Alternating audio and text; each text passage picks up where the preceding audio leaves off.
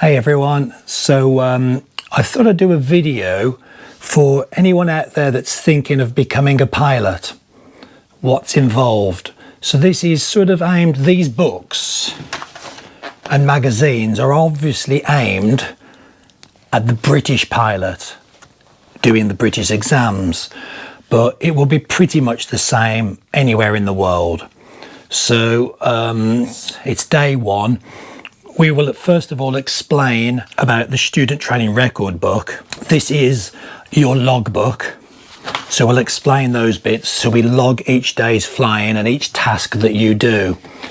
We'll also explain the dangers. So you should all know the dangers that are involved, especially if you're going to fly like an idiot or not get instruction from a proper certified instructor stroke school. That would be stupid. So you should definitely absolutely go to a proper school, whether that's in Britain or whatever country you're from.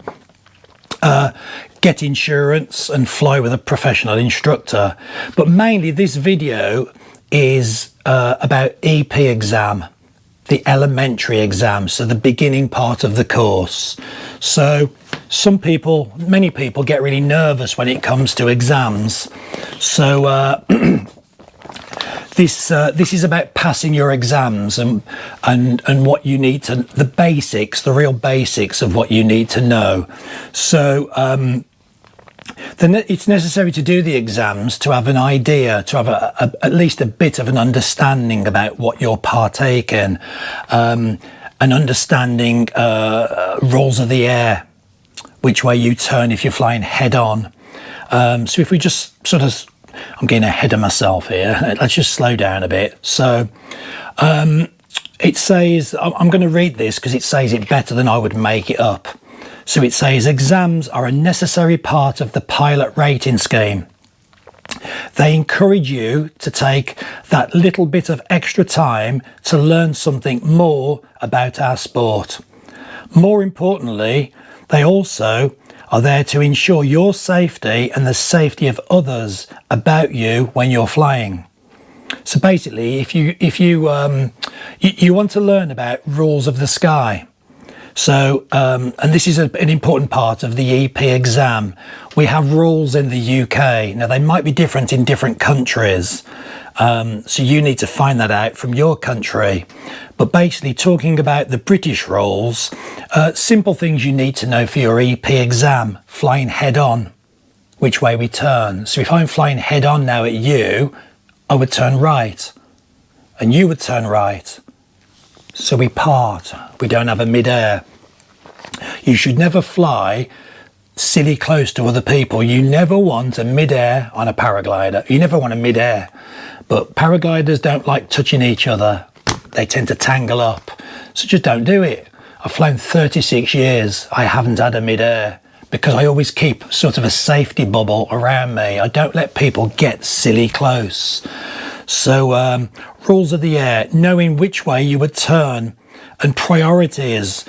If you're converging, who has right of way? These are things that are in the EP exam, and these air rule and collision avoidance questions are a must to pass because they're pretty serious. So you need to know when you're in the right or when the other person is in the right. Like flying along a ridge, mind you, this is more of a CP actually, this next, what I was about to say. Flying along the ridge and the ridge is on my right, that means I have right of way. So when this guy's flying towards me, he must move out, but I'm rushing there because that's CP, so forget that bit.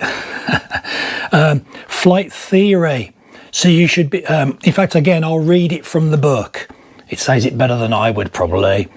You should be able to define the terms of lift, drag, angle of attack. So you should understand how we fly, how the glider lifts, how it turns, what drag is. So you need to look into that for your EP exam as well. So the relationship between pressure and airflow above and beneath the wing. So obviously if this is the paraglider and you've got some brake on, so you've got a higher angle of attack, high pressure underneath, low pressure on top. Things like that you want to know, because that's in your exam. Converging we've just spoke about, that's a question. And then flight theory. You should understand terms of lift and drag and angle of attack when you're steering the glider. What you're doing, why the glider turns. The way I tend to tell people is, if you imagine you're in a canoe and you want to turn right, if you dip the paddle in the water, it will drag you and pull you right. It's the same as a paraglider. If I pull right, my brake line is pulling down the trailing edge on the right, hence pulling me to the right. So you need to understand basics like that. Meteorology. So you need a basic understanding of wind gradient. Now, wind gradient is, if you imagine that we're standing on top of a 1,000-foot hill and the wind is blowing, let's say for easy math, 15 miles per hour. What do you think the wind is blowing halfway down the hill? Probably 7. Wind gradient, it gets less. So in the landing field, 1,000 foot down, it's probably blowing 2 miles an hour. So with altitude, more wind. So that's a question. Those are things you need to basically learn. Obstacles can affect your airflow. So if you were coming into land anywhere, whether it's on the top or at the bottom, landing anywhere, you need to know not to land behind buildings or trees, because the wind will be broken up and you'll be getting rotor off the buildings or the trees. It'll get very rough. So just basic things like that you want to know for your EP exam. Keep a good lookout when assessing takeoff and landing areas. You need a good understanding of that. You need basic principles of how the wind flows over the hill. So where the lift band is, etc. So these are all basic things you need to know for the basic elementary exam. If you learn these few basic things that we've just quickly spoken about, you'll pass your EP, your beginner elementary exam, very simply. In other countries, it's called P1. There's lots of different names for it in different countries, but it's your very first beginning exam. It's very simple, but you should still put a bit of effort into learning it. You know, get a basic book. In Britain, we recommend people buy the BHPA Pilot Handbook. Now, brand new, they're £15. But you do see them on the internet, on eBay, etc. And again, in other countries, it'll be a different book. But if you're going to take the hobby up, I'd recommend you buying that book that will help you, give you a bit of reading, bit of homework to pass the exams. That's about it on the EP exam, really. It's very simple. What I'll do is I'll go and grab an exam. I'll actually get an exam paper and we'll touch on a few questions, and I'm not going to tell you the answers, but I'll sort of explain what you can expect in the EP exam. So let me go and get one of those right now. Okay, I'm back. So I'll actually turn that over, because this is the CP. This is going to be the next video on CP, Club Pilot. So this is your more advanced part of your course. But I'm going to turn that over because it's got all the answers. And I know you lot, you're cheats. So anyway, so this is basically what you're going to get when you want to do your EP exam, the elementary, the basic exam. So these are sort of things that you've got to swat up on for your exam. So, like I've already gone over, approaching other hang gliders on your right or your left. Now, it doesn't need to be a paraglider. It could be a hang glider. So you need to know your flying with others rules. So air laws. There's another one here. You're hill soaring and you wish to overtake another glider that's slower than you in front of you. But he's traveling the same direction as you. What do you do? So that's another thing you want to swat up on.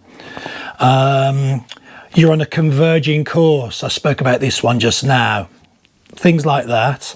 I'm not going to go over it all, but these are basic things you want to learn. If I move on a little bit, let's have a look. There's a little bit of math involved in this one, but it's very simple. So you want to learn let's say you're flying at a certain speed. So it says here you're flying at 30 kilometers an hour into wind, and the wind is 20 kilometers an hour. What's your ground speed? Simple things like that. They're not hard. Learn a bit about, actually, no, forget that one. I don't want to tell you too much. You wish to make a 90-degree turn. You're about to make a turn. What would you do first? Think about it. You'd have a look, wouldn't you? You wouldn't want to just turn right now and, oh, there's a paraglider there. So think about things like that. You never make a turn without looking first. Angle of attack. You've got to read up on angle of attack, what it means, how it becomes higher and lower, and what happens if you make your angle of attack too high. What will happen to the paraglider? Read up on that. The idea of this video is just to give you an idea of your basic first part of the course and your exams and what to read up on. It's just giving you a bit of an idea of the areas that you need to read up on. Your instructors will tell you this anyway. I just noticed no one's done a video on it, so I thought I'd be the first. Daily inspection. So when we arrive on site, or when you arrive on site, you don't just open your gear and jump off a mountain or off a hill. You want to inspect it and make sure it's all in good condition. Make sure no mice have got in and eaten holes in your wing. Check your equipment out. Check your straps are all good. Check your seat board. Just daily inspect your equipment. There is a question on that, how many times you do it. So I'm not going to tell you. Read up on it. Daily inspection. Air flowing over your paraglider. What happens? Is it faster and slower? Is it slower and faster, etc.? Read up on that. We've gone over wind gradient.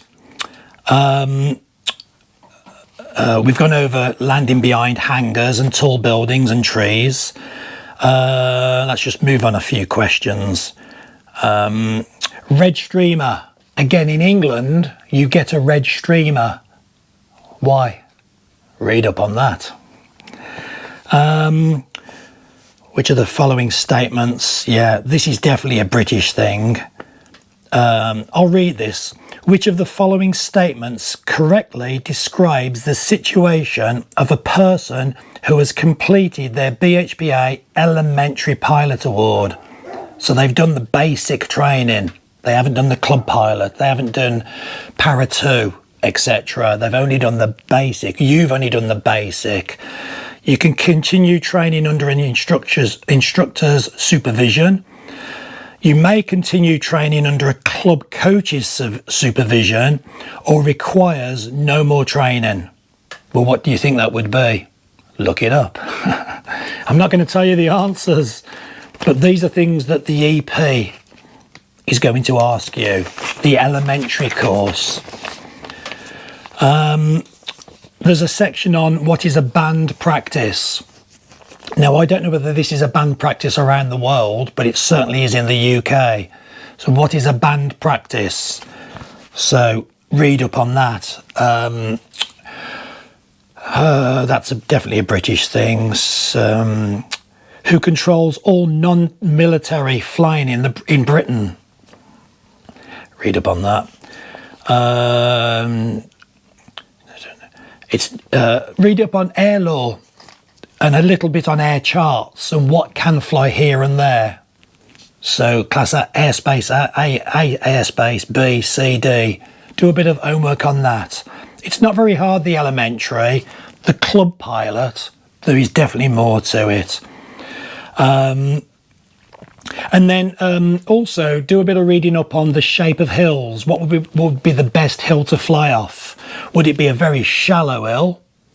Would it be a sharpish hill with a nice round top? Or would it be a spine back hill?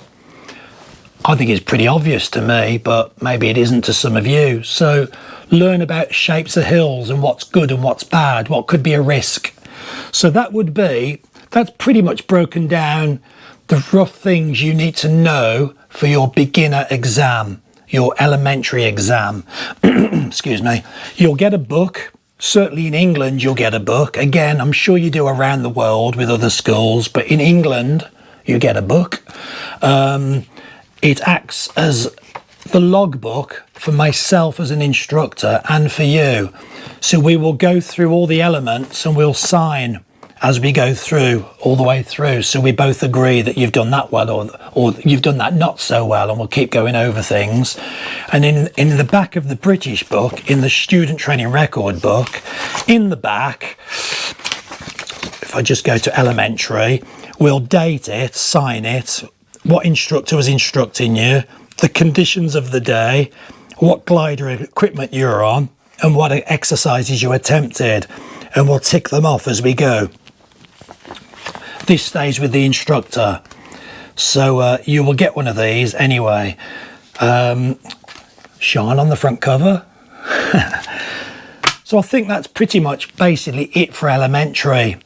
If you go through and get yourself a book, whether you buy it brand new for about £15 or find one on the internet or whatever, those basic things, if you do a bit of homework on those things, that will get you passed on your elementary course. Of course, if you're doing a course with any school in England, if they're a British Hang Gliding and Paragliding Association affiliated school, they will give you one of these. And you'll pass it through that. If you read what's in one of those, you'll pass the elementary. There's a few things that will move on from elementary that will help you in this for your club pilot, but really you need to buy the book to pass the club pilot. I'll just go and grab a book and show you what books they are. Stand by. Okay. So both books are done by Marc, an old mate of mine, and this is the newer one, 3rd edition. Yeah, either one of these, if you find these on the internet, will get you through it. Now a lot of people see this book, quite a thick book, and think, oh my god, have I got to learn all of that?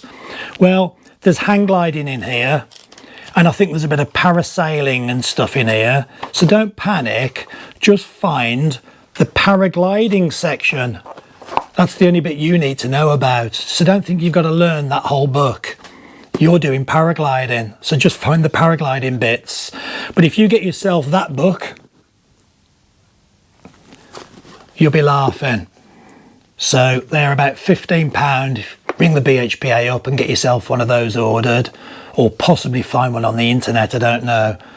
So anyway, that will get you through the elementary. Cheers.